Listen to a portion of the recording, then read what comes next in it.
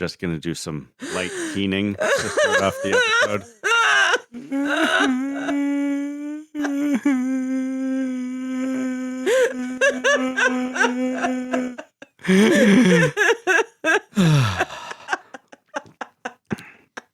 So that happened. Rex, would you like to share? Did something happen? I was asleep. I slept through everything. There was nothing going on. We're home, and I guess you could consider that things are okay. We made it. Ooh, it was a wet one. It's damp, real sticky. It's never been so apparent that we choose to camp in a lake. That was wild. The first full wet when you saw Chop on the lake and a stream. Eddies. Down 5:30. Listeners, if you are the sorts of folks who only go to Burning Man during the week that there is a party and not the sorts of folks who go out a week early to kill yourselves in the dust, you might not know how glassy and solid the surface of the lake was during the first flooding. By the time y'all got there, the streets were all rutted and stuff, and there were puddles for the water to collect in. But that first rain was just a flat pond everywhere. Oh, you mean the first rain after the first deluge, which was before the giant vehicle fire? Yeah. Point is, listeners, quite often,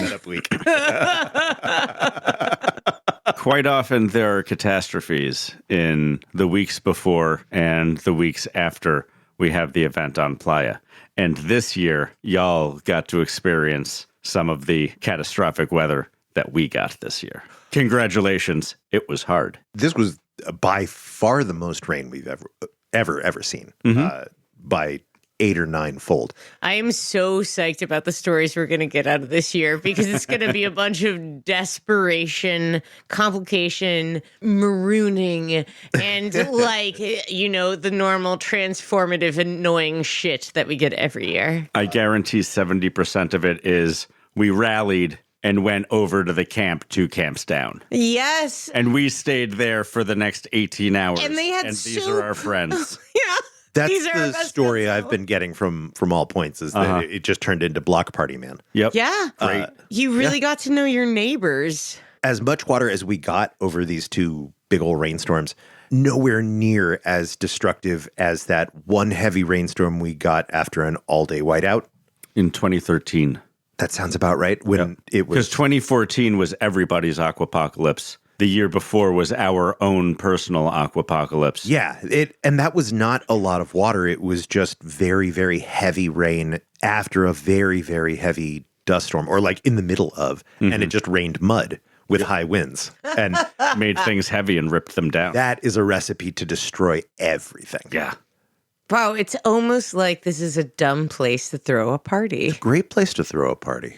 It can both be stupid and very great. I know we want to talk about all kinds of shit that we got through this year, but may I for a second just acknowledge, the weather this year was actually pretty great for me personally. I got to watch the people around me step up and take care of each other. I got to watch an entire city function in a realm of care for one another. And every single day of the mud, there was this moment where it just defeated me entirely.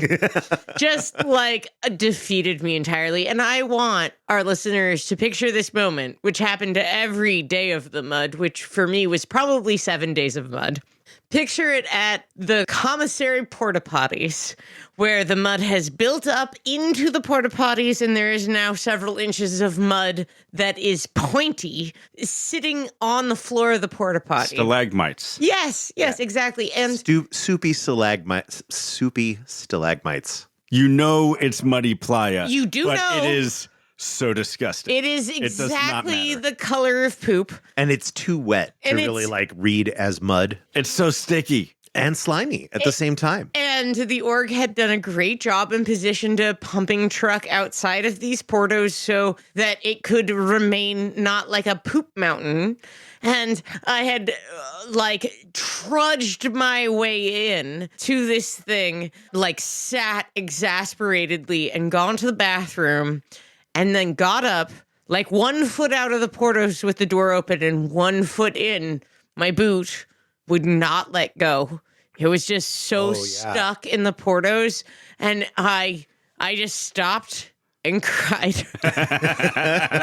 1 foot in the portos, 1 foot out of the portos, and with no shame, because everyone around me knows how hard my boot is stuck in this porta potty right now. I had that same experience, maybe without quite the tears, but I was in distinct peril of having to gnaw off my foot at the ankle. I had a lot of bathroom-related crises this year.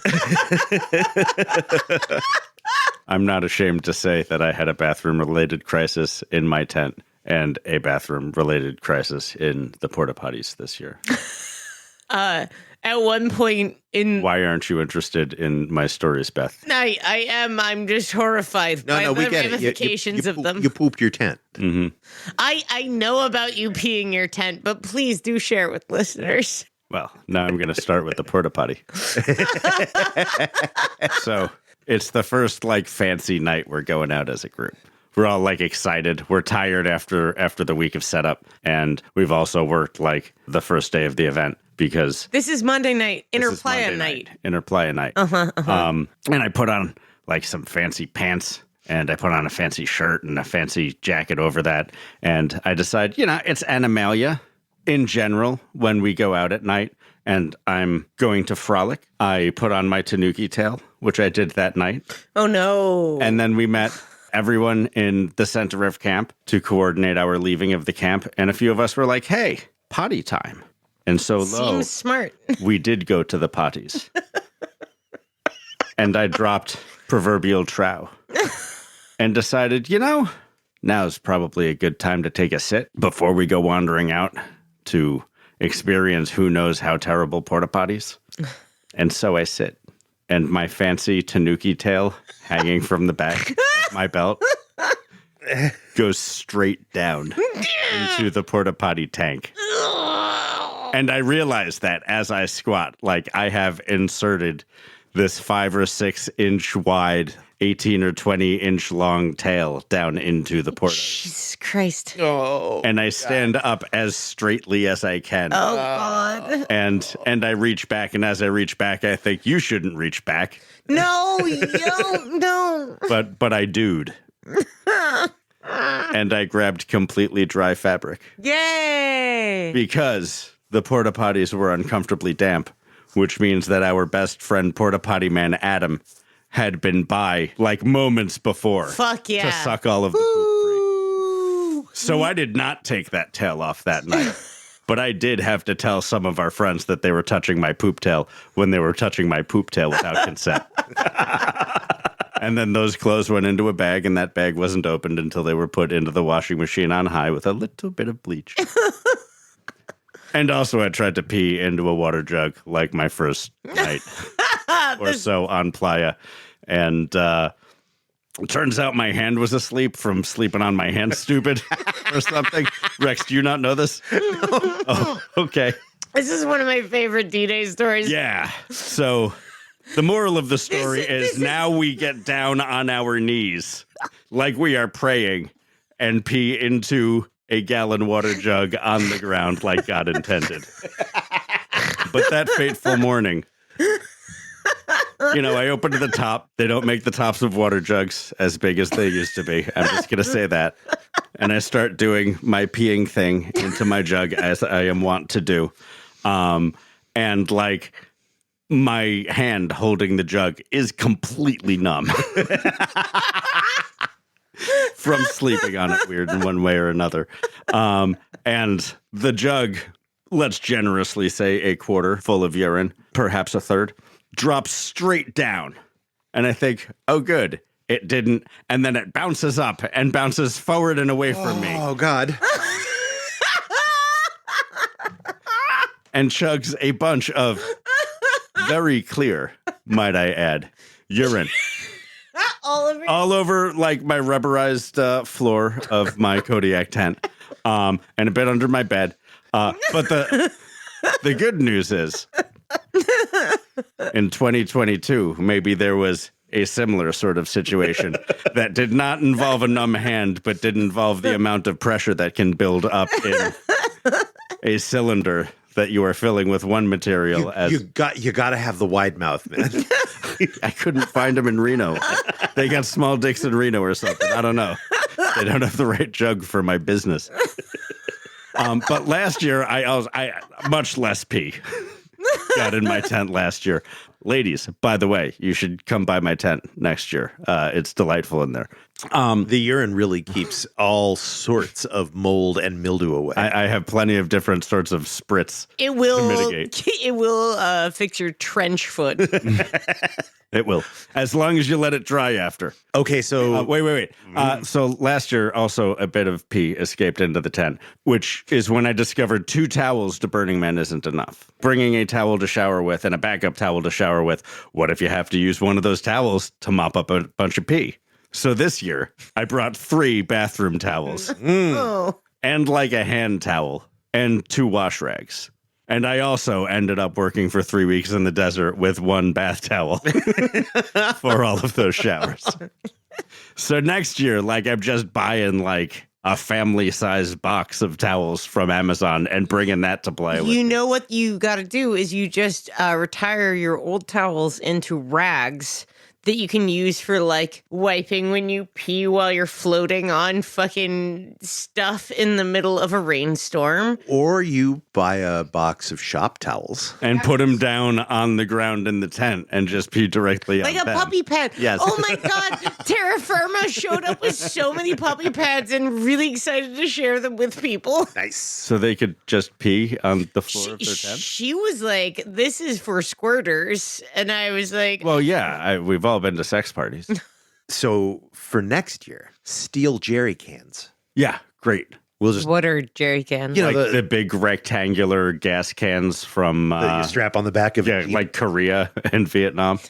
Okay. We can get them for like $12 a piece if we poke around. They're designed to keep gasoline in. They'll sure keep urine in. Mm-hmm. They got a nice big mouth. Yeah, they it even does. have an So air you can vent on them. stick your whole dick in there. And my balls, probably. Yeah. Just really lock myself in there. Make sure no harm comes to my property. The bucket I will knock that fucking bucket over. The bucket went really well. I would like to point this out in the realm of the second wet. At some point, I was like, my urine smells like chicken noodle soup, which I believe is a medical emergency.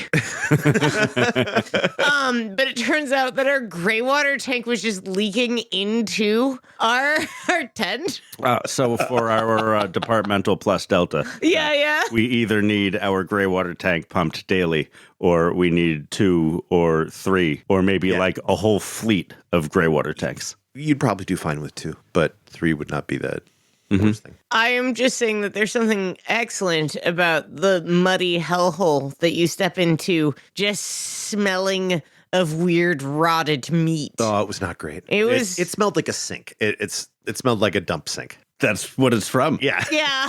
Like Yeah. that's what it came out of. The sediment stayed in the gray water tank, but the juice came at you. That was like fucking 3 days, right? Yeah. Oh, God, yes.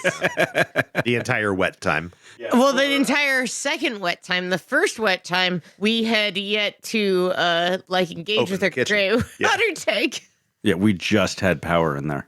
which we kept through all of the rain. Mm-hmm. I had this really lovely moment for the first rain set. So this is during setup week. We knew the rain was coming. Everything was shutting down. Our team, our camp had bonded together. The city was figuring out how best to take care of us in the unlikely event of an incredibly weather-specific storm. We knew this one was coming, right? This was Hillary. This was the hurricane. So we knew it was coming, and we opened the Temple Lounge that evening. Yeah. And our incredible lounge manager made batch cocktails, and we have everything buttoned down. We have all of this stuff set up, so if it is a weather emergency, we'll be able to handle it. And as the rain starts falling, I realize that there are a few electrical connections that are not wrapped in M3 tape and are not elevated. And what's M3 tape, Beth? It's a kind of electrical tape that is more of a seal. It's better at all weather events than regular electrical tape. So I'm pretty drunk. We've opened our lounge, and I have been hanging out with my friends who I've been missing for a long time and having this incredibly wonderful experience with all of them. And as the rain starts to fall, I realize about the electrical connections. And so I'm out handling live power as it's starting to rain, doing these things like setting them up on blocks.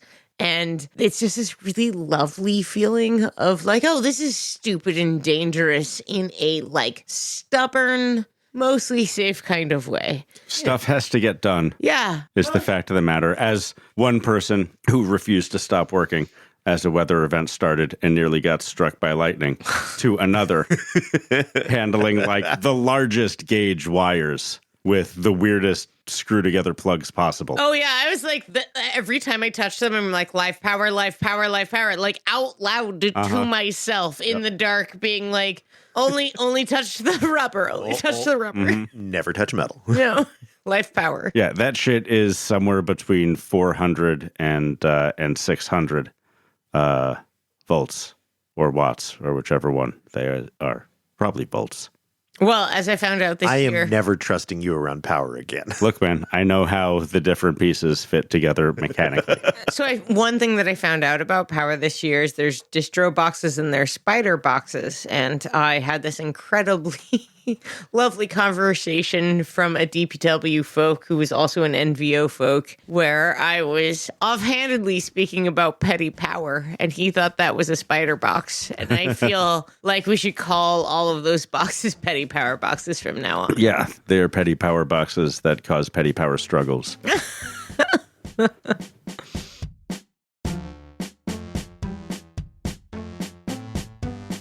I got to give Front Hug a hug on his way to first full Ranger shift this year.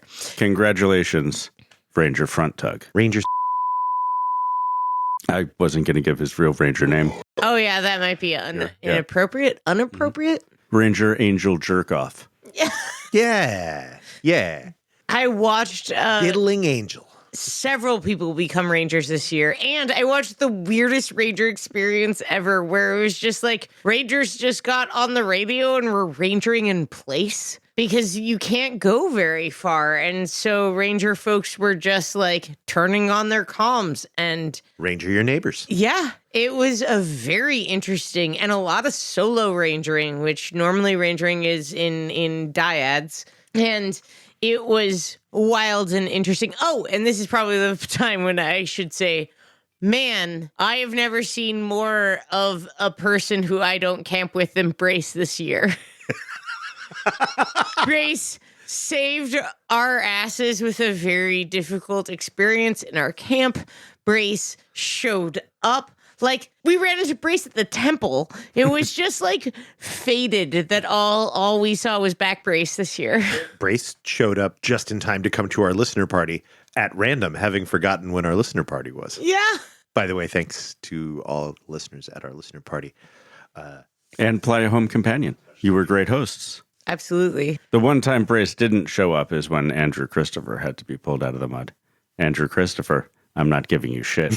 I'm just reminding you that I remember. That's the time we needed Front Tug. Oh my God. Okay, so I can do this because I'm his bestie and I'm allowed. Holy shit. My best friend tried to leave in the middle of this fucking mud and got his trailer goddamn stuck and had to get the spine of our camp, Gentry and Ray, these country hardcore working folks to get his horrible trailer out of the mud.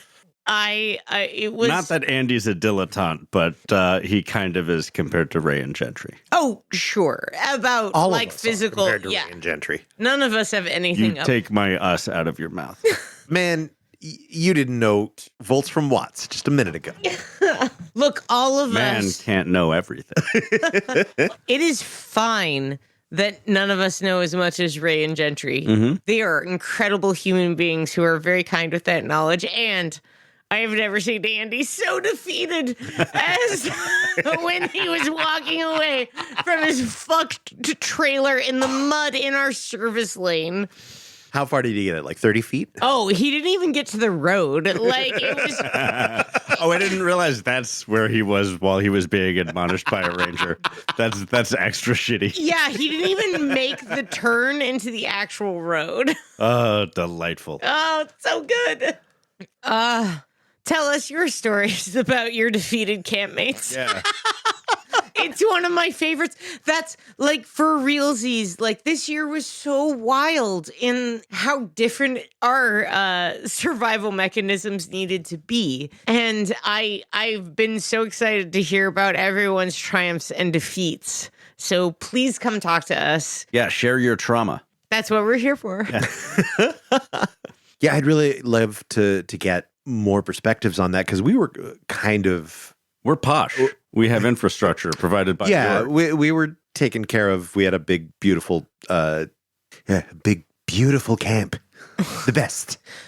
Well, Great, it's beautiful. We love it. We didn't have to close all of the porta potties before the shit in the porta potties was sucked we out. only had to close 2. Yeah, we had one left. It was getting close.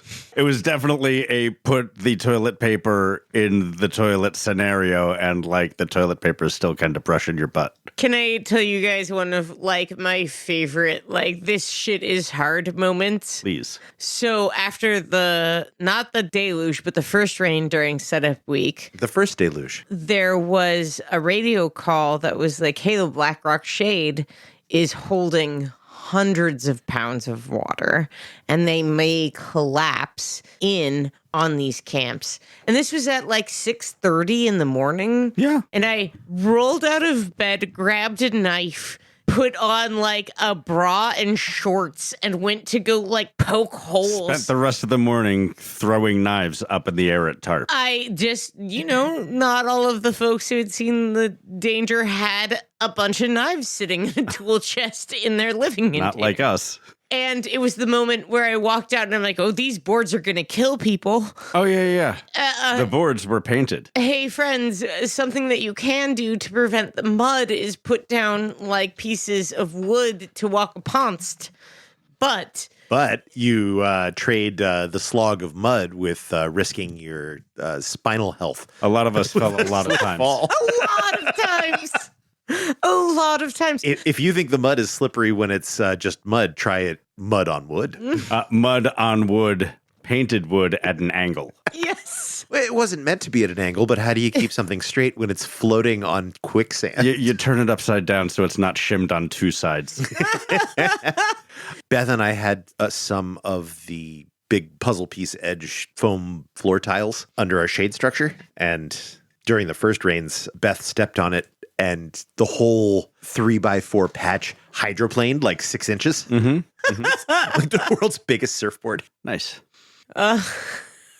So, Rex, Yes. Yeah. which of you would like to discuss my plumpers? Man, Oh, shit. you put plastic bags on your feet with some suspenders, and you think you're the fanciest man in the world because you've come up with the worst possible name for them. Dude, you're wrong. These are epic. Like what I like about Like the you plumpers, think corduroys are loud?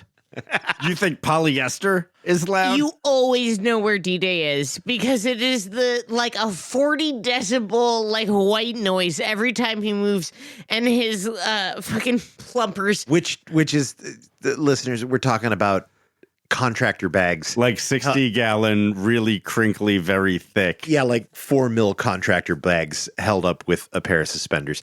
And he's extremely pleased with himself for calling it plumpers, which It really rolls worst. off the thighs. just the worst. Plumpers. Dated porn terms are the worst. Is plumpers a porn term? Yes, What is it? it is overweight women. Oh, well, that's how dare you, Rex? I didn't Control come yourself. up with sexism. Or try better next time. Body negativity. Doesn't seem to be hard. People be doing it all over the place. I would like to say, so I understand there's been a large discourse on all of the ways that you can and cannot get through the water and the mud on Playa. And I've heard bag socks bag is a really big winner. But I think plumpers are pretty solid. Like, I just can't get on the side of that word. You sorry. can call your plumpers whatever you wish. It lands like as transit the in the inventor air. of not just plumpers, but the snuggle. I think that naming things is not only my gift, but a priority. I have to tell you though, I think you're exceedingly proud of your plumpers, but I saw a much more elegant solution before you even donned the first set of plumpers, and it just your plumpers landed flat with me after seeing what Risty at Playa Info did. And why am I only hearing about this now? He had two heavy gauge reusable shopping bags attached to his belt with bungee cords. Sure, but these bags went almost all the way up to my butt and protected my legs when I fell down off of those terrible pieces of slippery wood that we put all over our camp. oh, also down the stairs. Did you? I know. ever No, fall- I didn't fall down good, the stairs. Good for you. Yeah, I know how to navigate stairs. Yeah. They also went all up in your crotch. Oh, yeah. It They wasn't comfortable. No, they were the- junk presenting. Man, Risty killed it. Like the most perfect solution I'd seen. Did Risty have to stop moving when they got a radio call so they could hear the radio right next to their ear? It's so loud. Because Probably not. Dday and his plumpers did. Have you ever seen someone like making so much noise moving across the playa and then suddenly stop, tip their head toward their shoulder, and stand there for like a minute while someone chirps in their ear? I mean, I understand that you've been nursing this one-man band fantasy for decades now, but I like being the center of focus. you're never going to be Dick Van Dyke. So, in the realm of footwear and mud and awfulness, This seems targeted at me. my best gift this year is I came back to my front porch and found my Crocs. I have zebra stripe Crocs, and they were studded with those weird croc pins that were a little cat head, like the vehicle permit on Playa. One that said "fuck your burn," and two that were principles that I still haven't figured out what they are. And I just found it so fucking delightful. Like, no one told me. They just showed up. Yeah, you didn't figure out who it was that gave that to you until like middle of event week, right? Exactly. Yeah. And when I injured myself the second most this year, when I fell down a flight of fucking wet stairs in my Crocs, I lost the fuck your burn one. And I was like, well, that is fitting. Like, if I'm gonna lose this cute thing, it should be when I hurt myself terribly. Yes. And then when I was cleaning up, I found it. Aw. Yeah, it all came back together. Second worst pain. First worst pain, and this is just a warning to all of you: don't hug your loved ones. It's not encouraged. No, it's not worth it. It's not worth it. You don't know how much you might be in pain from hugging your loved ones. What if you catch something? Beth, next year, I don't want to have to take you to Rampart again. Can we make that a goal? This is my third X-ray on Playa. I've had 5 X-rays in my life. Wow. I've had a lot of x-rays in my life and one of them on Playa. Yeah. But it's always nice to visit Rampart. They're really great. They're sweet folk. Yeah. Love you. Very Rampart. professional inside of that humongous balloon. Never been so well taken care of Oh, in an inflatable structure. can I give you another gross foot experience? In the first rains, a car barn was about to go down in our camp.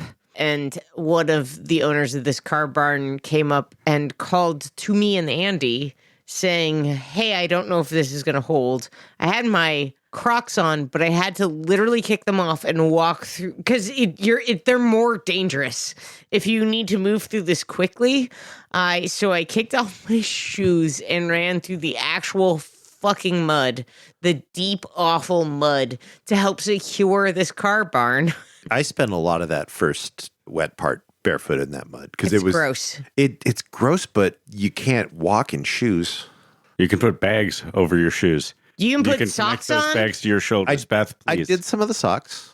I like socks. I did. Oh, yeah. Socks are fun. I'm just trying to explain these plumpers. I had to throw away a pair of socks this year because after they went through the wash, they were still a Playa Rock. Oh, that's gross. It's terrible. I'm pretty sure that damaged your washing machine. Yeah. No, I used lots of Calgon. It still didn't dissolve the Playa Rock. It was a solid rock. That's why I only come in each of my socks only once. And then rub them in Playa. Then hang them up to dry. They're vases. One of my Leave this in. other most defeated moments from the mud was I am lucky and fortunate enough to do a tremendous amount of work in such a way that I get some housing from the Burning Man project. So I get to live in walls with a door, and it's incredible.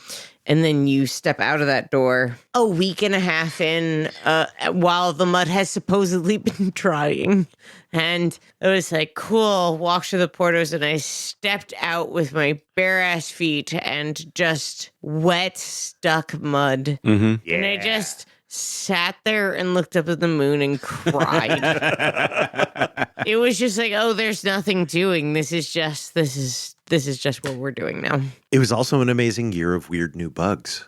Yes. Oh yeah, there What were were these little- scary bugs. I mean, Black I've seen these black beetles dead before a number of times. Yeah. I've never seen one alive. And this year, There's not tons only of were them. they alive, but a lot of them were in my tent. Aggressive beetles. They would just enter and be too smart for me to shoo them out of my tent with only one comic book. I would often need 2 comic books and maybe a business card. There was one trying to get in around the door of the LC, and I had to open it and blow it out. And there was one that was dying in the net over the light for a week and a half. They really liked to pick a place to hang out and walk around in the same 6 inches for a couple of days, and then Yeah, I found one when I came home. there were a bunch in the bed of the truck. Yeah. What a year. What a year. Man, I always bring a gallon Ziploc bag with me to Playa with a pair of pants and a t-shirt in it for me to wear on On the way home.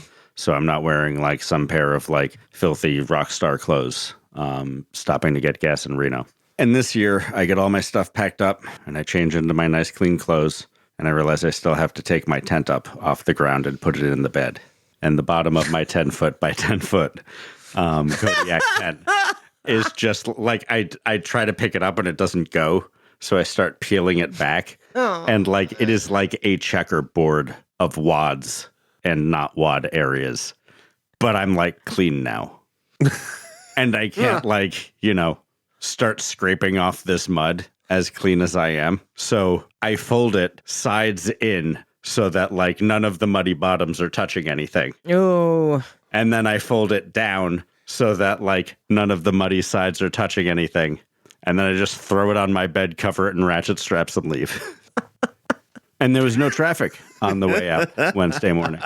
But there was the most amazing Prius I have ever seen 200 yards away from the road. Beth, did I show you this picture? No, I don't think you have. I believe it is the image for this episode. So close. As good as the image for this episode would be if it were I in my plumpers. I think much better than that is this. God, that's catharsis in a photo. It is a Prius among the absolutely orange road cones Blowed out, stuck in up mud. to its body in mud. When I was driving out on Friday, after strike, on my way down 447, I saw several cars stuck in the playa. There was one truck that you could see exactly where it come, exactly where it got stuck, and exactly one person's footprints, hiking out towards the highway. I saw an RV that was stuck like off the road, and like maybe 8 feet in front of it was like half of a suitcase thrown in the mud with stuff strewn out of it. Oh, And as much as we appreciate chuckling at the hubris of these folks, in the end, there was like no more than normal amount of vehicles that had to be removed. well, yeah, that's because the other It's the ones same got selfish stolen. assholes doing it. Well, people came out and handled their shit. The org unprecedentedly allowed people back onto Playa, which was smart and a good idea of theirs. Mm-hmm. But all right, so mud and bullshit aside, let's talk about Burning Man. Oh, did we actually enjoy ourselves out there at all? I mean, I had 3 nights. I had 3 nights as well. I had 2. The first inner Playa night with the weird bunny. Oh, that bunny was so great. Yeah, that weird crumple pink bunny statue thing. Hard wilting balloon bunny. When they put the plastic bag shoes on it. And the butthole cats. Ah, yeah. The butthole cats.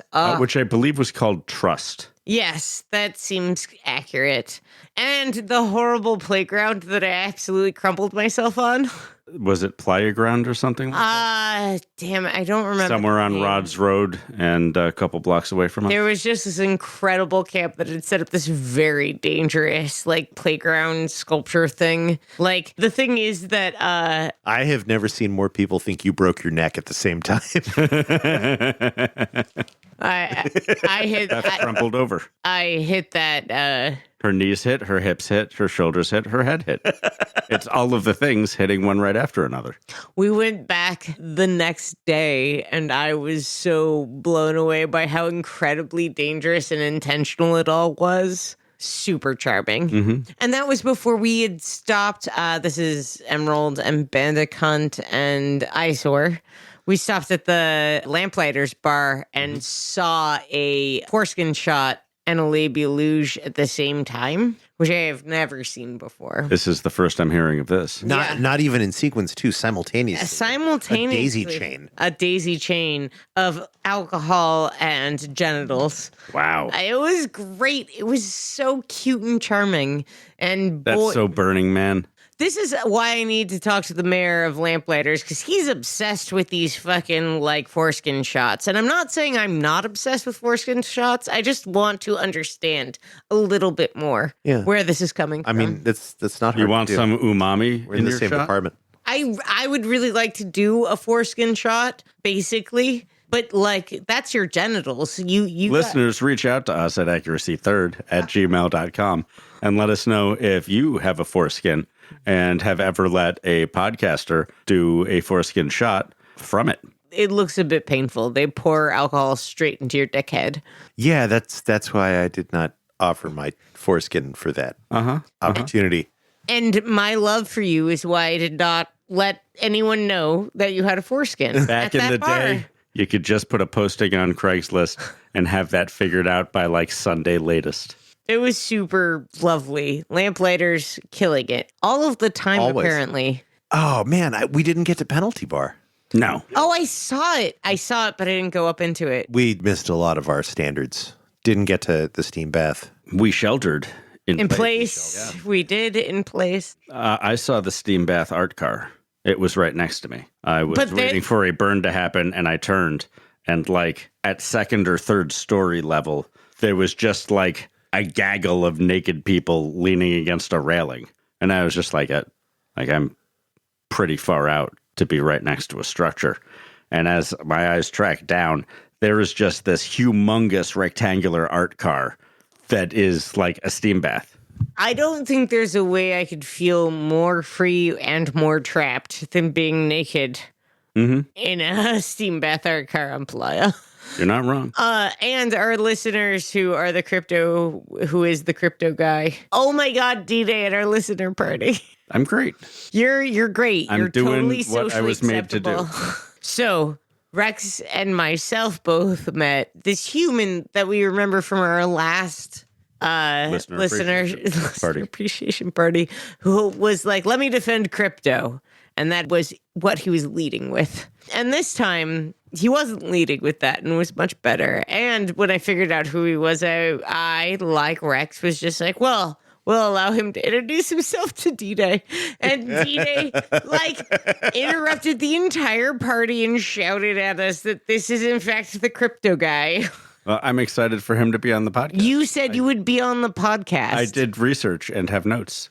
I might not even use them. I don't care that much anymore. Look, but you should still come on the podcast. Let me lure you in. Look, we are all big radio fans. We wouldn't be doing this stupid podcast if we were not. Your ideas around BMIR and creating of audio are so interesting. Why don't you come talk to us about cryptocurrency? Through the lens of Burning Man. Or any other thing. Oh my God, the first bar we went to on Playa. Which bar is the first bar? It was called Node. It was like before the night that my tail went in the toilet. It was the night. Yeah, I remember. It was Sunday night, and we were like, yeah. No, I wasn't we're already there. No, this was when you were. I went to Node later with Tiny Dancer. We got Yeah, it was- coffee and stuff. a block from our. Yeah. Yeah. So we go out, and it's neat that there is such a brightly lit, well-built bar so close to our camp. We pull up there, and I stride in and put my arm down on the bar, and the lady comes over, just like, "Hi, how are things going?" And it's like, "So, what's going on with this whole place?" Just expecting, for her to say something innocuous and then tell me what there is to drink. And she's like, "Oh, I'm so glad you asked that." This is a crypto NFT bar. No. Node. Node. Speaking of Node, did you guys see that big wooden sculpture in the 6 o'clock plaza? That thing that was just two Two trees. pieces of wood. No. It was so gorgeous. It was incredible. Oh, the big wood Woman cross in thing. the big circle-y Oh, that thing. was gorgeous. It was so good. I don't know what its name was, but it blew me away. Lady Christ. 6 o'clock keyhole piece. Uh-huh. Plaza. 6 o'clock plaza piece. That's its name. I also am a big fan of Long Daniel. Long Daniel is great. Yeah, our big wiggle man. Yeah, Long Daniel is the unofficial name of the big, tall, wavy arm man by Finch in the keyhole. Nothing for sale. Nothing for sale. It really tickled me. I very much enjoyed that one. There's been a bunch of really beautiful portal pieces. I liked the foldy doggy yellow thing. I like puppers. That was right in front of Center Camp. Not familiar. The big dog sculpture that looks a little bit like origami. That was yellow. Maybe that was in 2016. No, that was this year. That was this. Oh, then no. Yeah. It was in front of Center Camp, you say? Yeah. Yes. I didn't go to Center Camp. Yeah. The thing that blew me away was an art car that I got to hop on that was apparently made by an all-women crew from Joshua Tree. I believe it was made by a human being named Bunny, but I don't recall the name of the art car. And it was all tile mosaic, a rabbit, like a big rabbit coming out of a wooden house, old treated wood, stained glass windows, 70s pillow couches, and all of this insane detail. It looked like it was this art car's first year on Playa, but it looked like it had always been there. Sounds great. I think that was my absolute favorite piece of art this year. That Joshua Tree art car that I don't know the name of. Was your favorite piece of art Dday? Oh, it's a good question. I know I ask good ones. I'm a semi-professional amateur interviewer. Did you guys see Stick Forest? Was that the bendy one? I don't know. It was a grid of 30 or 40 or maybe only 18 40-foot tall tubes that you could walk. I believe that was called Vanishing Point. It was really neat. Yeah. I liked it. It that was thing was right cool. past the Galloping Pegasus thing. Galloping Pegasus thing, also gorgeous. I'd never seen it gallop before. It was really cool. It was beautiful.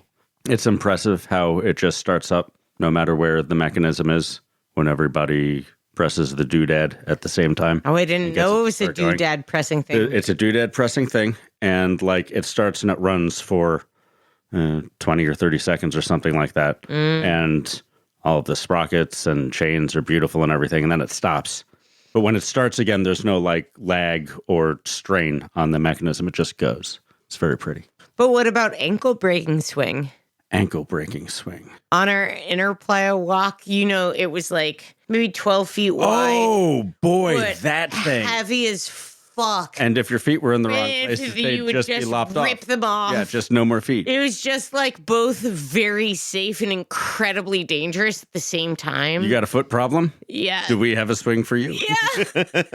I liked ankle breaking swing a lot because it was very satisfying when on and completely stable. And one of the most dangerous things on Playa. It's just hundreds of pounds of weight. Shout out to Sarah, who we met on the swing. Oh, yeah. Hi, Sarah. And then, probably immediately alienated and sent on her way. No, she was headed back to camp. I don't know how people leave our group.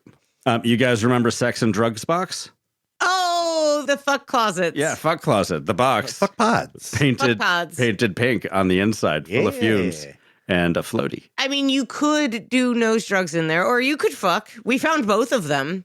If you gave money to this project, you were swindled. Look, if I needed a place to hook up on Playa, it's maybe nice to know that there's a potentially available a plywood enclosure with a functioning lock in a very public place so that I can walk of shame all the way across Playa. Why not? I quite liked its intent.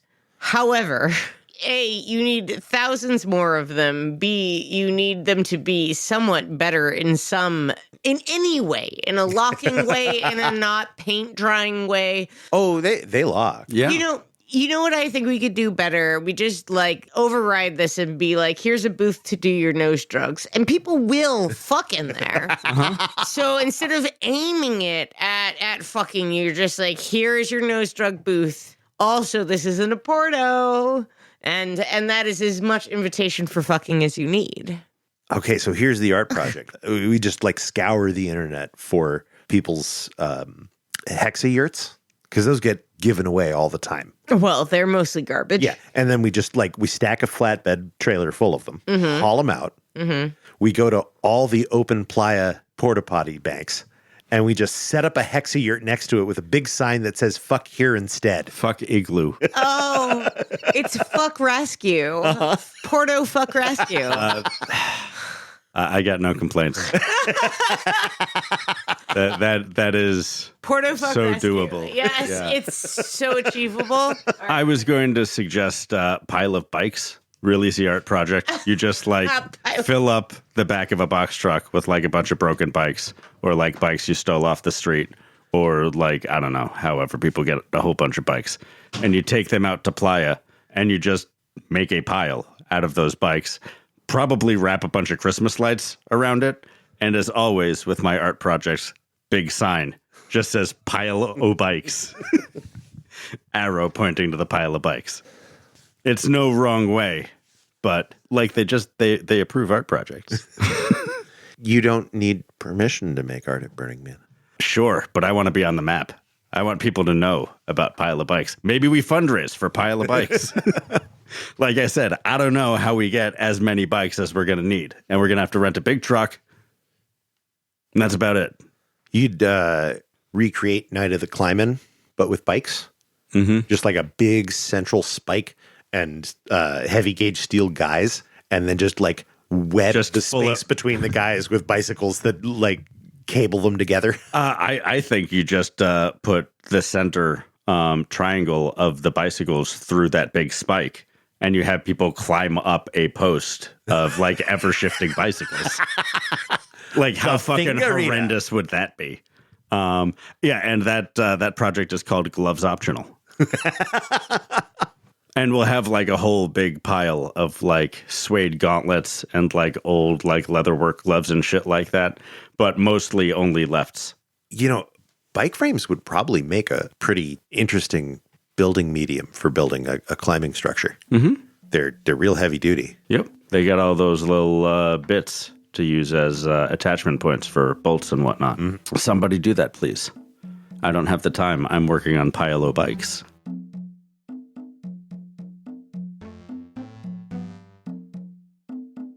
Beth and I, at one point during setup week, after trying to get information to or from plumbing or power. Was that the plumbing day? Roger. Yeah. Okay, yeah. so it's after lunch. We've already walked to plumbing once that day, and we're told to come back after lunch. Perfectly reasonable, nice excuse for a second walk with my friend Beth. So Beth and I... Out past broken dreams. Out past broken dreams. That's right. It's like there was this really horrifyingly terrifying vehicle fire between a truck bed and a trailer with a bunch of different accelerants. If you haven't seen the photos... Don't. Yeah, it's really scary. It was horrible. But then it made this incredibly, poignant art piece because there was nothing around it, and they just put a circle of cones, and it was just this burnt out husk of a trailer and a truck, and we just called it Broken Dreams. And it's up there with my favorite pieces this year. Mm-hmm. It definitely made me feel things. So we're walking to or past that, and a gentleman rides up on his bike and kind of slows down, and he looks over his handlebars at Beth and I on his left. Oh yeah, it was a weird approach. Yeah, and then he kind of gets down off his bike and looks at us and goes, "Dday, Beth," and it was great. It was the first interaction with someone who approached us and knew who we were on Playa, and we gave him props for that. And then we discovered that he is Roger, the kinetic artist we had on the podcast late last season. Yeah, that was great. And apparently he was camped next to us. Yeah, the reason that he was right there behind you is that he was one of the first campers in Hushville. Yeah. If I had been a better mayor, I would have known some of this.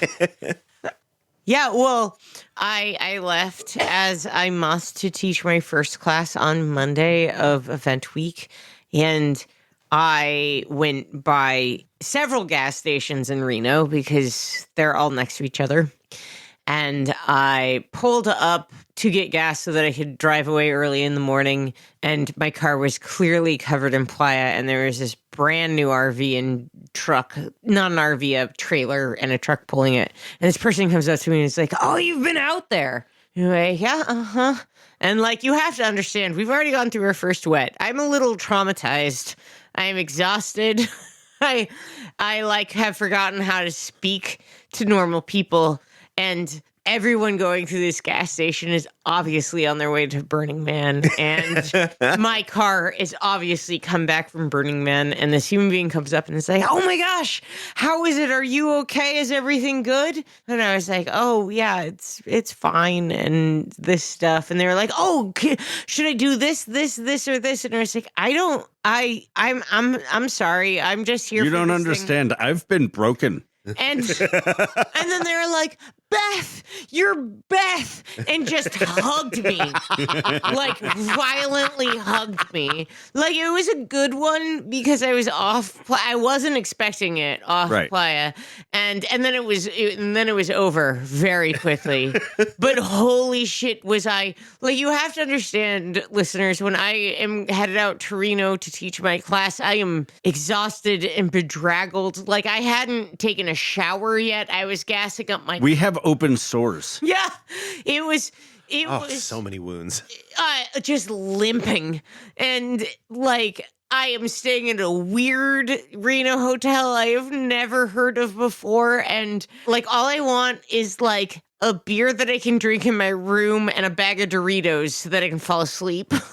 And then there's this, and might I add, young human, if you remember this, a very, very excited young sparkly human who was so ready to rip up all of Burning Man and have Burning Man rip up all of them. But boy, howdy, was that not the energy I was ready for. Well, thank you to Roger for your composure. I don't think I got recognized at all this year. Really? You know what? I didn't really interact with a lot of people this year. I was focused on my thing. I had fewer adventures than your average year. I felt excited that I mostly got to run into people we knew, Backcountry and Permit, and like a bunch of people we've met through the podcast that are now just my friends. That felt pretty cool. Sometimes we become more than parasocial friends. Don't strive for it. It's Don't creepy. Tease them. There's so many more of them than we can pay attention to. And we want to pay attention to you. That's why we invite you on our podcast. Yes. I promise to remember who you are throughout the entire process of me editing your episode. And once it is edited and we do our intros and outros for it, I will dump that data like I am deleting a folder and putting it in the trash on my computer. Because I literally am. But for realsies, this year I had so many people tell me how important it is and nice it is and meaningful it is for them to hear this stuff. And this stuff only exists because you assholes are willing to come talk to us. Thank you, assholes. Please do. Come. This year in particular, please tell me about your trials and tribulations of the Great Wettening. Especially if you told us to our face that you wanted to come on the podcast. You at the listener owe party. us. You And can't you owe yourself. You can't renege on that, Travis. Oh, speaking of, you guys want to talk about young Mr. Stick and Poke? Why? One of my favorite art pieces on Playa was stick and poked into a young gentleman's ankle. Ooh. Oh, at our listener party. Yeah. Oh, I didn't get this one. He came to our listener party and he showed us the very meaningful tattoo that he was given on Playa. Oh, finally. Oh, Yeah. He's the videographer that this is his first year on Playa. One of the things that I would really like to point out is how much this year hurt physically everyone who went.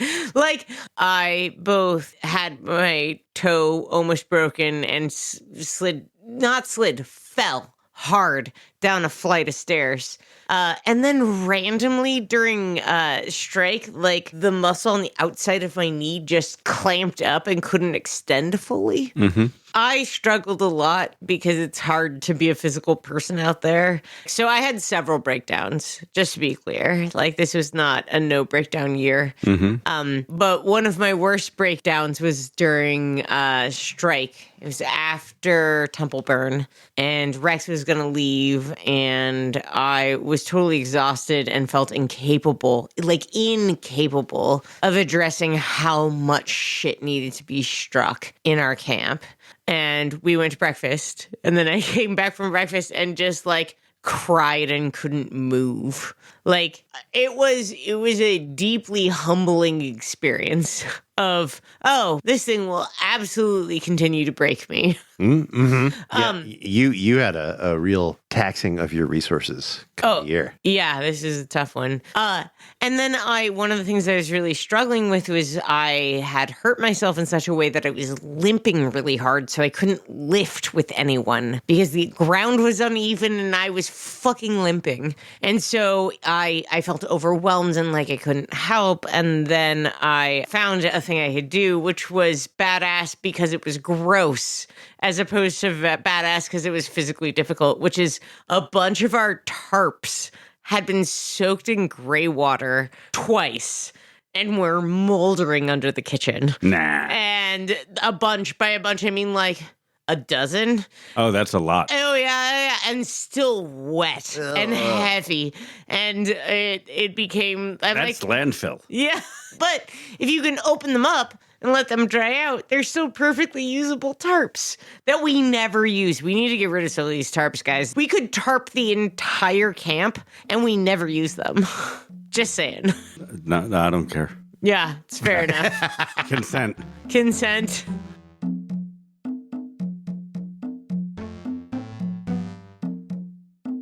I mean, obviously that's very good, and our patrons appreciate that. But that does kind of ruin the tip. So I'll begin again.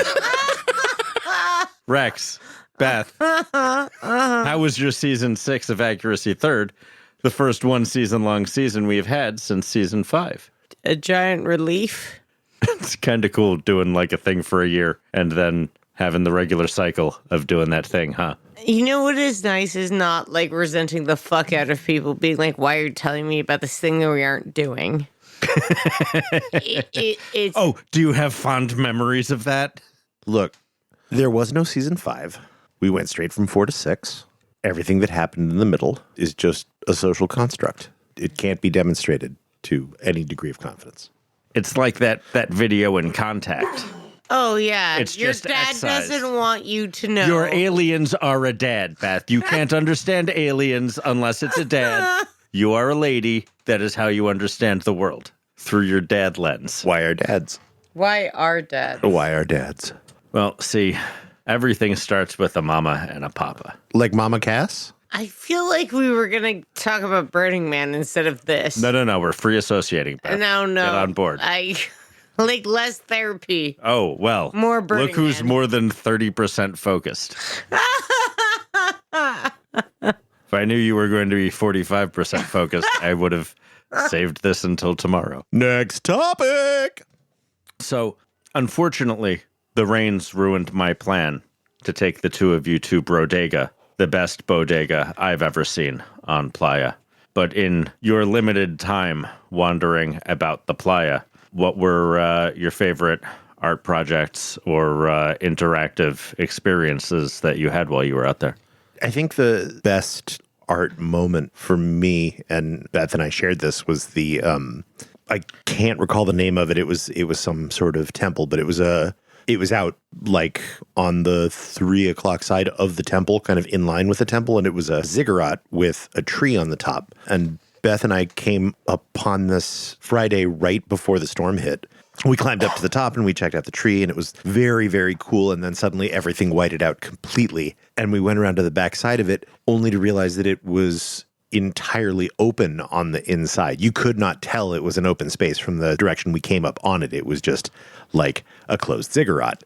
But there was this whole beautiful mural painted space inside with an altar full of stickers, and we waited out the whiteout for half hour, 45 minutes in there, and then proceeded on to the temple to cry for a while and get caught by the rain. That sounds awfully nice. Yeah, I think mine would be, I believe your man has shared your high point already, Beth. oh, yeah, Yeesh. great. Yeesh. I went out. Gah. I ended up at a camp. I went on a weird art card trip in the middle of the day on like Tuesday. And I ended up at a bar where they were doing pretty intense like yoga, like over there. And anyone who knows me knows that I'm quite loud when pointed in certain directions. Certain directions being any direction aside from face into the ground. Yeah, this story really sounds like, quote unquote, any direction is you facing a bunch of people doing yoga, screaming. I wasn't screaming. I was just being loud. They had coffee and were like, hey, could you put booze in this coffee? And And they were like, we do yoga. no, they were doing great. Their bartenders were lovely and supportive. And eventually I was like, oh, I'm shouting at the people who are about to do meditation. And that was, I'm going to say, a highlight. That was additive. There's all sorts of stories in the Buddhist canon about people being enlightened, hearing bird song while meditating, or getting smacked upside the head with a stick by their teacher while meditating, having a loud fart while meditating. But Buddhism's interesting. Yeah, if you can't meditate while there is construction happening on the street outside of your quote unquote meditation zone, then are you really meditating? Also, the not so inflatable bunny. The not so inflatable bunny was probably the piece of art that did the art thing for me most. That or the square of giant tendrils sticking up into the sky, the whiskers. Ooh, the whiskers were good. Same with the little field of octopi, squids. Near the end of our walk. Yeah, those were beautiful. And the cat butts. Oh, We've already discussed the cat butts, but we ought to continue remembering the cat butts from now until next year.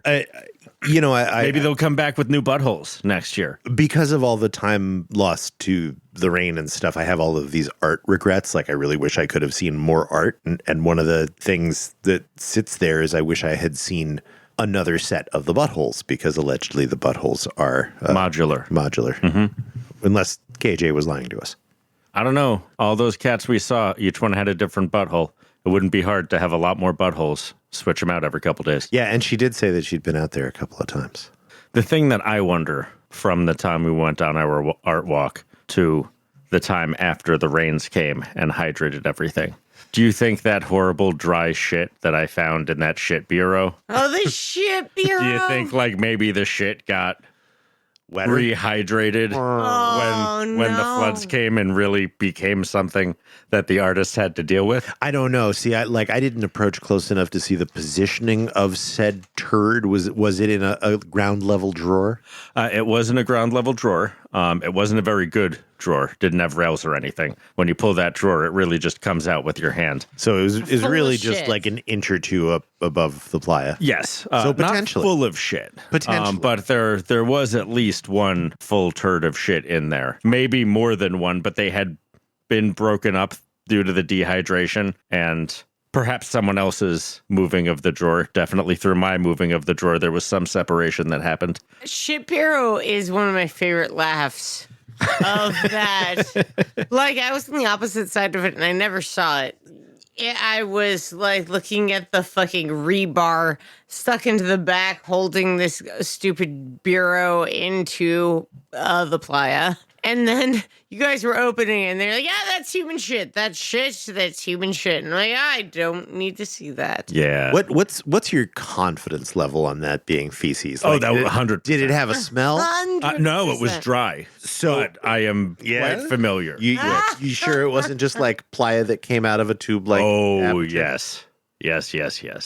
I believe Dday. I'm Yeah. 100% on Dday's side. If he says that's human feces, then it's human. Look, I'm just saying it was nighttime. As someone who has started dealing with bag of shit related problems professionally, I assure you I am aware of what is and is not human shit a lot in the of things drawer. look like a desiccated turd. Yeah, but in this case, that was one of them.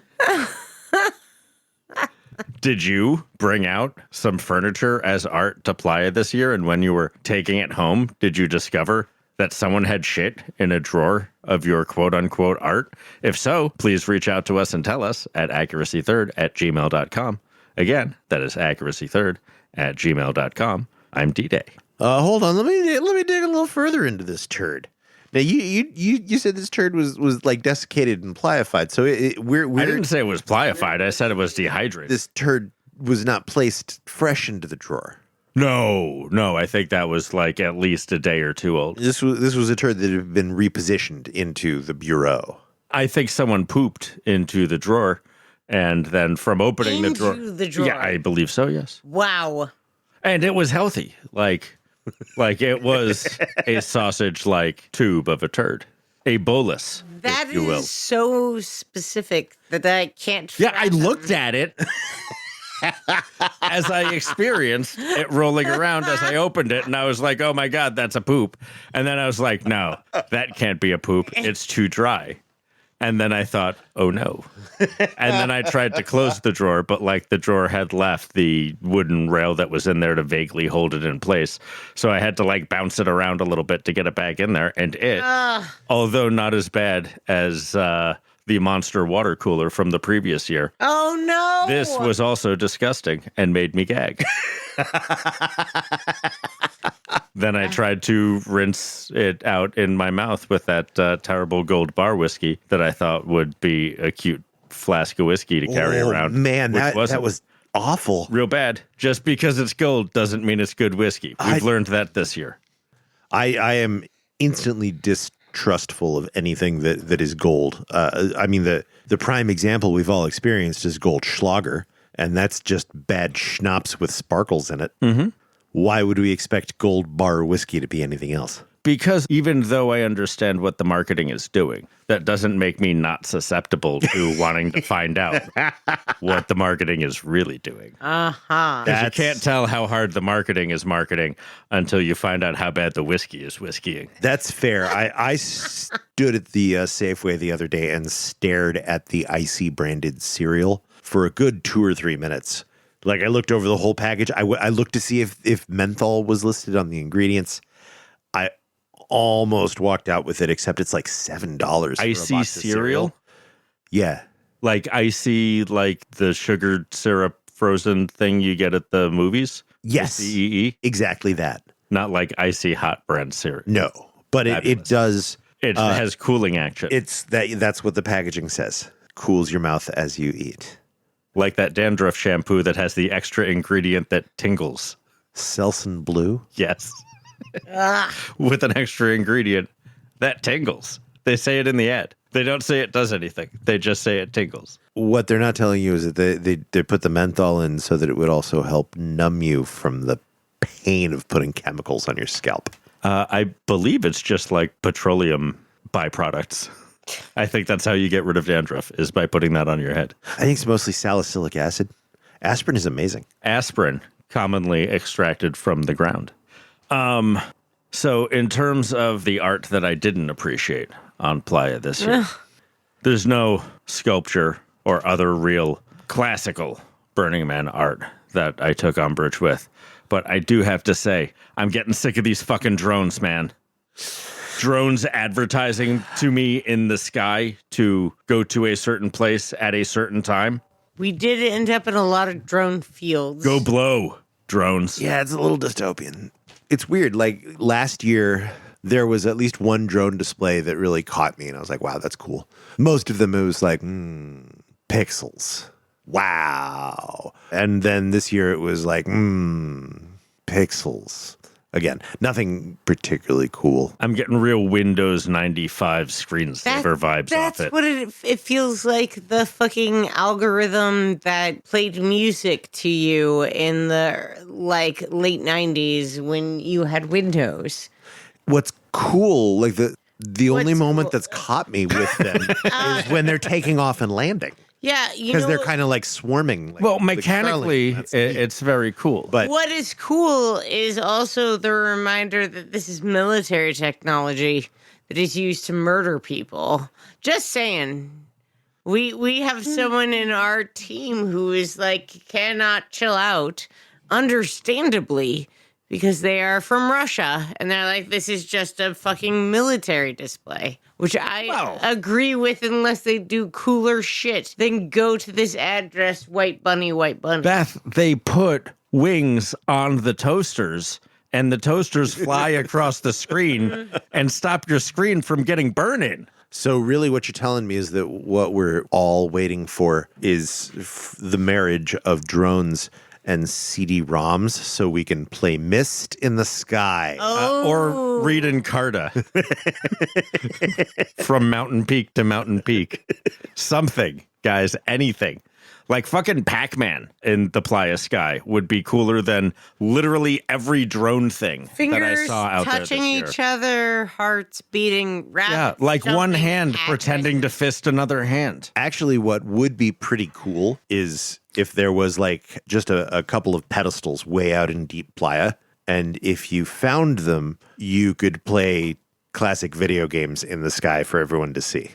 You find one of the pedestals and you climb up it, and as you raise your hand above your head, a drone flies down and lands on your wrist like a falcon, and that's your drone for the rest of the event. I understand why this is complicated, and I still think no drones are better than any of your ideas, slash any of the things we saw this year. At least my idea is interactive. Fair. Part of my umbrage toward all of these drones is the spotlights that were next to the empty drone field that we walked miles to get to in deep Playa just to find out that, like, there was nothing there but where the drones recharge. The drone fields are a great inebriated hike location.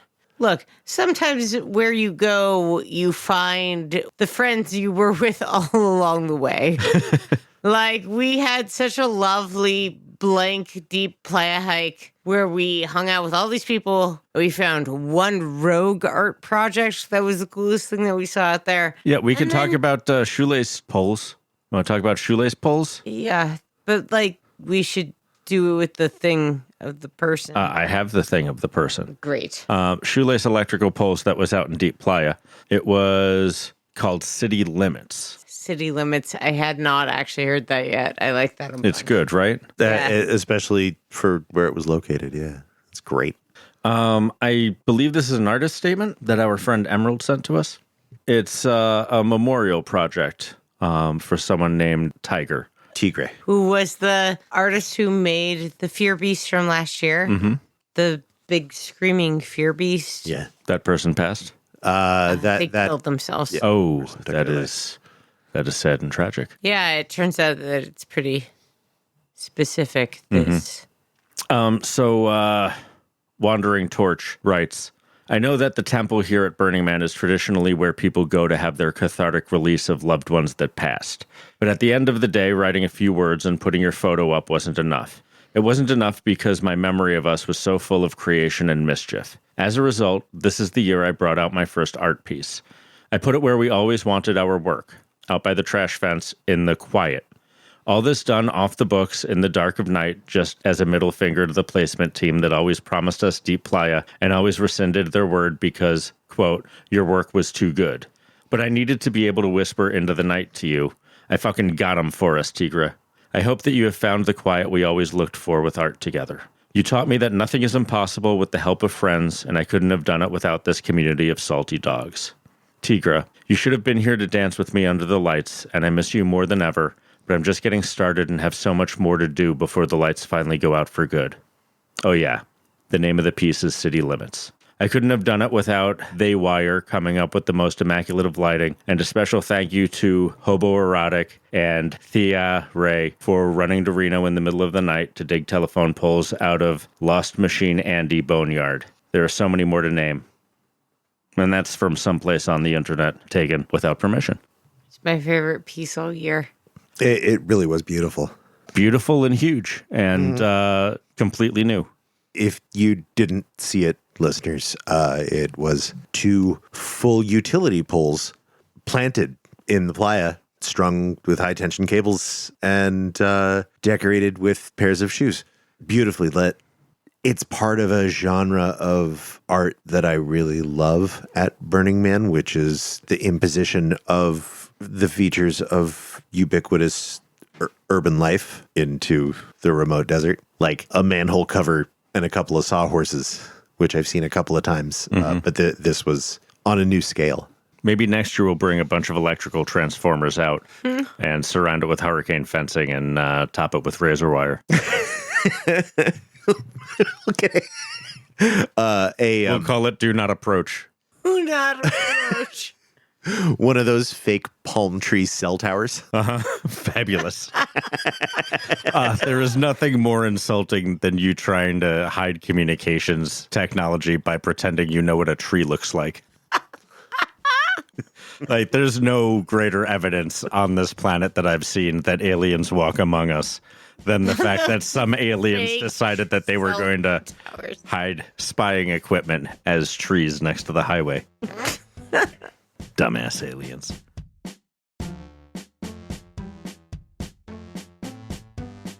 Do you want to talk about the protest or the leaving of the Burning Man? The protest that got like The climate protest. Oh, the yeah. real smart climate protest and what it means. Come, pundit, Beth. I went out to teach my first class and saw the protest on the internet, which I wouldn't have normally had done. And the protest was supposedly about single-use plastics or climate change. What the protest did was stop a whole bunch of vehicles using gasoline on a dangerous highway. So it's just like, it is not that I don't think that it is useful to let people know your frustration around reusable materials. It's just also wild that Burning Man would be one of those places. The place that I'm like, this is the place that has the most highly structured, recyclable, reusable, deal with all the materials that come off Playa. And then to be like, oh, well, there's a group of people who are like, hey, fuck you. Well, they're also protesting the fat cats and the industry bigwigs who 100% are not driving down 447 to get to Playa. Which fat cats? Oh. Who's fat cats? The ones who come in on planes. Yeah. I the heard CEO of Uber and Google. Have you heard of Google? once or twice. Sergey, big Burning Man, sir. Sergey is? Sure, why not? Sure, why not? The first Google Doodle was a picture of the Burning Man because Larry and Sergey were away from their desks for a week to go to Burning Man. Very cute. This was when they actually ran the site. Yeah, Larry Page, not Larry of the Hat, Beth. Yeah, but that means nothing. I heard an interview with the protester, and I just didn't hear any convincing reason why this was in any way effective or appropriate. It's just such a weird thing to target. I think many actions don't have real clearly gelled praxis attached to them, but I also noticed whenever I was reading articles about this protest, either in the porta potty or at my desk when I got back to the real world, like all of these articles mentioned that like burners are responsible for however many thousands of tons of soot or whatnot by going to this event. But they don't mention the fact that like we are currently not flying to the Bahamas to get on a cruise for a week like other people vacation. Like this is the vacation that a lot of people take. Period. And by doing that, we are taking ourselves out of the normal paths of pollution that we're all engaged in for a week or more during that time. I think it's really interesting to touch on the reality of tourism, consumerism of place and space, and all of these things. And yes, Burning Man cannot extract itself from that. And I don't believe wants to. I wish it wanted to more than it does. But it's interesting that, like, all of this, God damn it, this year, there's so much weird media focused on us. Like, we got, this. We got pranked. We got updates on DPW meetings about the president fucking saying that he believed in us, I guess. And and not everybody around us believed in us, but Joe Biden did. It's wild to be in a situation where we are the center of a media storm that has very little to do with us, in amongst all of the pain and suffering that is pointed at our economy, our environment. Like, there's so many folks who are just so excited to be like, look at you guys, fuckers fucking up the environment. How dare you have fun? We have all of these people being like, look at all these influencers and famous people just trapped in the mud. And it's like, yeah, well, we feel the same. It's funny to see the influencers and celebrities trapped in the mud. I just never see reporting on the carbon footprint of assholes who go to watch football games at a football stadium. Yeah. I don't care particularly, but like nobody says what the incredible wasteful input is to create a humongous stadium that is used 40 times a year. Yeah. Or the Olympics. The Olympics. Or the Olympics. Aren't we about to buy another Olympics in this country for some stupid reason? Oh, yeah, no, but it's all over San Francisco and LA and Seattle, where it is like scattershotted up the left coast. A mayor of LA who is no longer the mayor of LA, without the permission of his constituents, voted for LA to host the Olympics long after he's no longer the mayor of LA. And we all just get to deal with it. Turn all that infrastructure into public housing. And that's the Olympics update. Jesus this Christ. has been Accuracy Third. What it really makes me realize is how thirsty the zeitgeist has been to shit on burners, like, for a while. Because they used to be like a hobby of the zeitgeist was to shit on burners and our dumb naked drug party. But it kind of became passé, and then you couldn't really do it because there were all these famous people going to Burning Man and having a good time, and like the art was really fucking cool, and it showed up in the Smithsonian and shit, and you just couldn't shit on burners anymore. It wasn't just a stupid hippie mud rave. And then there was a stupid hippie mud rave, and Diplo and Chris Rock had to walk out, and they just descended Imagine publicly flunking out of Burning Man in that way, though. How fucking embarrassing. How dare you have a bank account that much larger than ours when you can't hang in the fucking mud for 72 hours, so you fucking baby. Funny to see, like, to be straightforward. If you haven't been to Burning Man, which I don't know why you'd be listening to this podcast if you haven't been, but maybe you're preparing to go. And congratulations, you're going to do better than Chris Rock. Like, I hate to use the terminology of the patriarchy, but they're pussies. These beta bitches just like, I can't. I must trudge to where someone will rescue me instead of hanging out for 2 days. Diplo had to go to a show. Yeah, sure. And Chris Rock better not have an attitude on camera ever again after that weak ass shit. So like, I'm old and have never been that into electronica as a genre. I don't even know if you call that. Oh, no. They make fun EDM, of you when you call it that by mistake. That's what we called techno when it was cool. Mm-hmm. But Beth, you like work with kids and shit, young adults, teenagers, and shit. Yeah, undergrads. Is Diplo even cool? Or is Diplo the Moby of the 2020s? Diplo exists. Well, Moby exists. Like, Chris Rock is way more famous for getting slapped in the face during a Weird Poly event in front of way too many people. Like, you have to understand. No one's going to slap you at Burning Man. Chris Rock is 1,000 times more famous than Diplo. And the kids don't know who Chris Rock is, huh?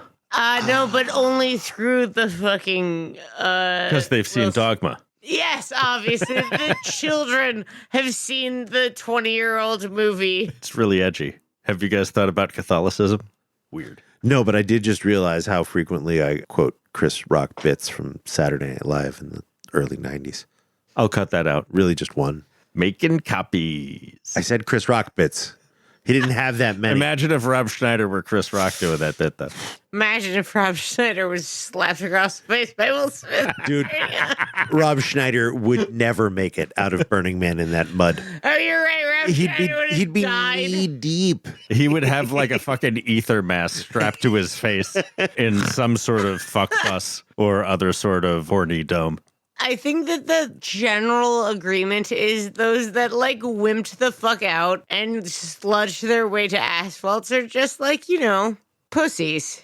Yeah. Like, they're just, I love pussies. I usually don't use that term in a disparaging fashion. Me neither. But sometimes you have to. Yeah. And those dudes are that. Their idea of masculinity has been invalidated by themselves. Yeah. How are you going to be funny in front of folks after that? There were folks who were leaving on Burner Express that, when you're leaving on Burner Express, your travel is real contingent. If you hiked out through that because you had places to be, then, that's some real radical self-reliance there. That's fine. If you tried to drive your RV out in that mud and had to come back a week later to get it. That is not a rocket run I want to go on, Can you imagine? Hubris. Yeah. But if you left because you're too important to be inconvenienced.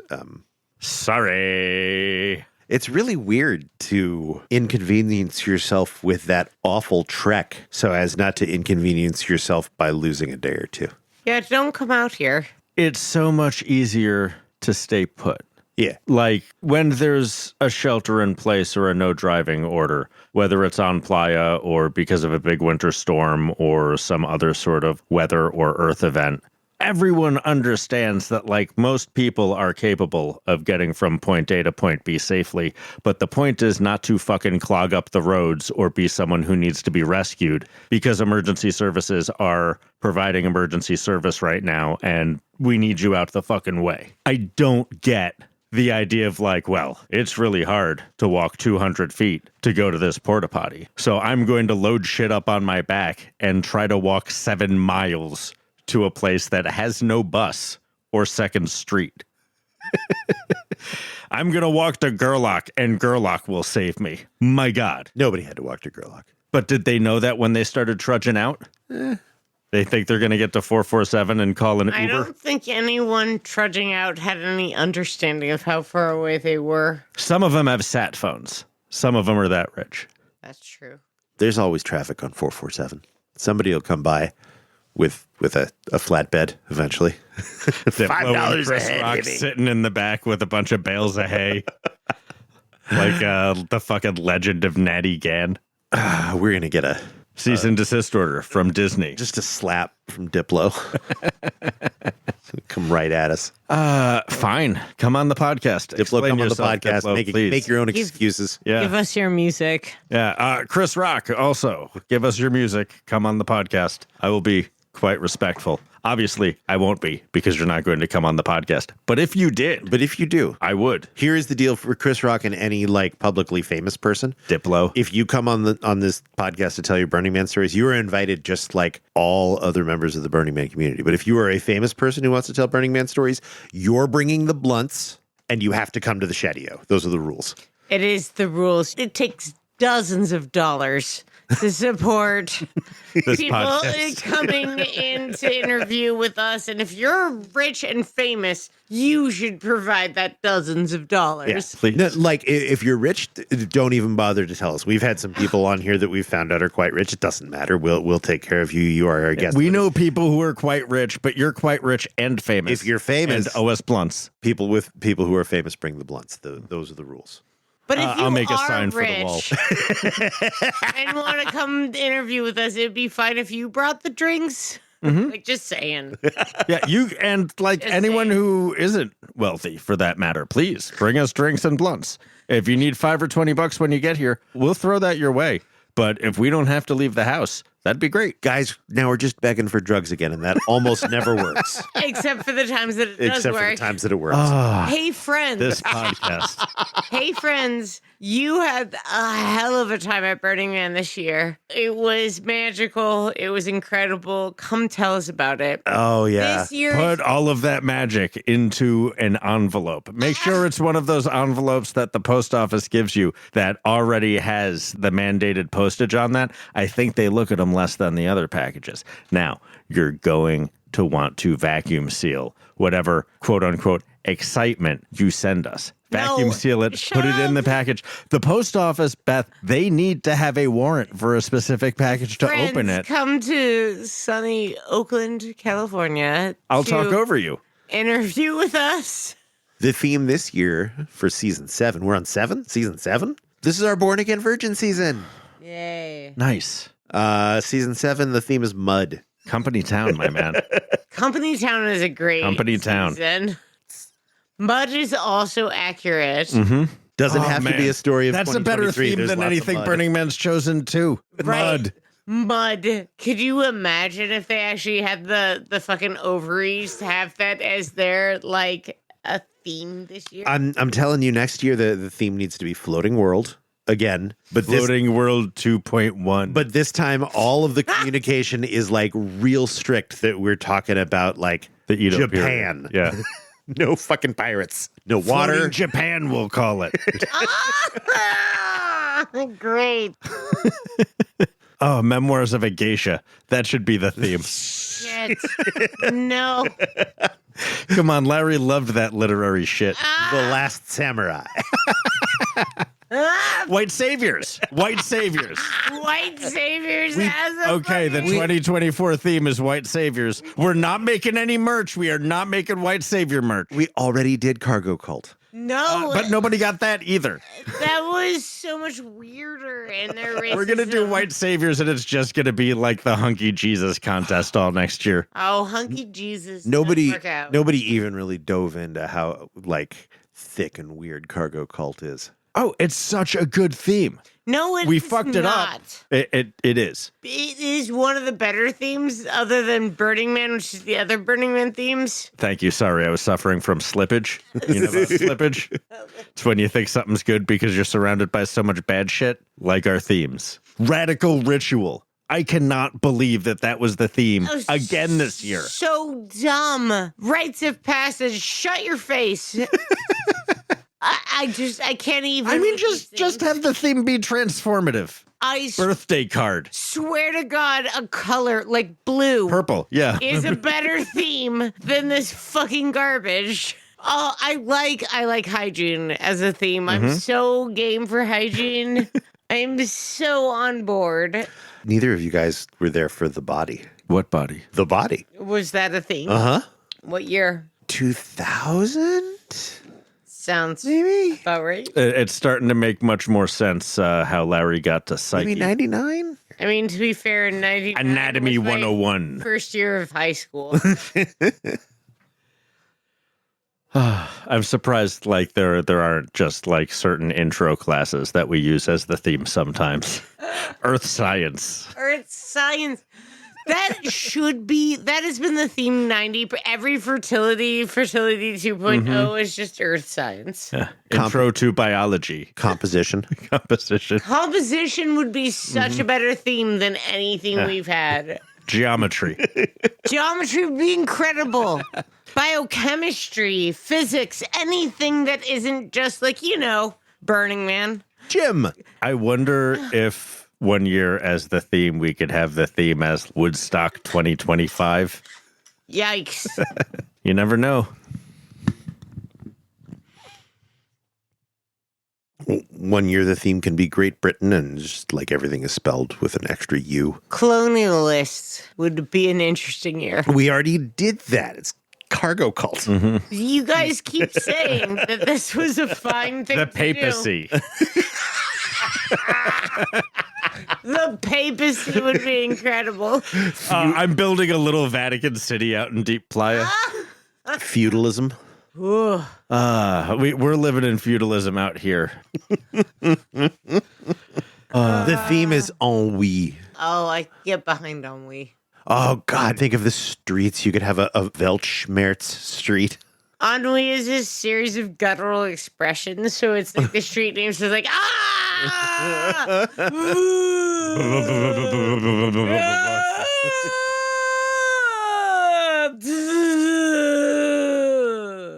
Well, now that we're done with our end of episode vocalizing, everyone can just listen to this track on repeat, and the vocalizing will go into the primal screams of desperation and fury at the beginning of the episode. And that's a fucking afterburn. Thank you, patrons, for supporting this podcast. We couldn't do it.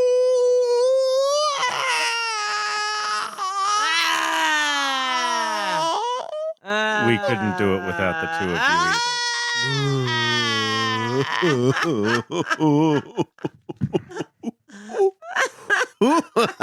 either.